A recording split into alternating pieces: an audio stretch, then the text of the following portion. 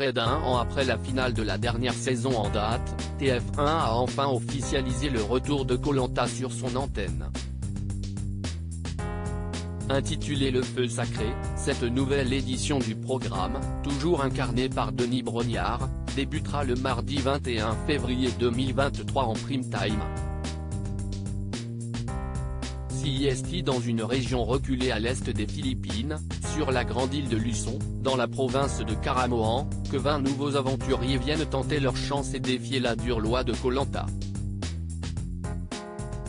Le théâtre de leurs futurs exploits se situe sur la ceinture de feu du Pacifique, là où les plaques tectoniques s'affrontent, où les volcans se succèdent et font gronder la terre, a souligné TF1 dans un communiqué. Parmi ces volcans, il y a le mont Mayon qui terrifie les alentours. La légende raconte que le feu qui bouillonne dans son cratère est un feu sacré. Ainsi, lorsque le dieu qui vit en son sein est courroucé, la lave surgit.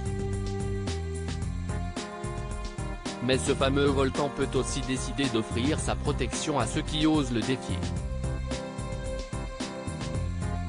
CIST pour s'emparer du feu sacré que ces 20 nouveaux naufragés volontaires vont concourir.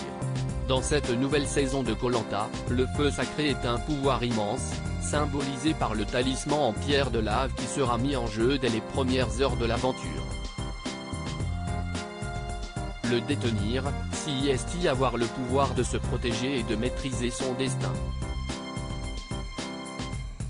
Mais CIST aussi celui de décider du destin d'un autre aventurier, a ensuite précisé la première chaîne. Koh Lanta, le feu sacré, Célia accueille des jeunes en difficulté chez elle. Parmi les 20 nouveaux candidats qui composeront le casting de Koh Lanta cette saison, les téléspectateurs découvriront Célia, qui n'a pas cessé de postuler pour participer à l'émission ces dernières années.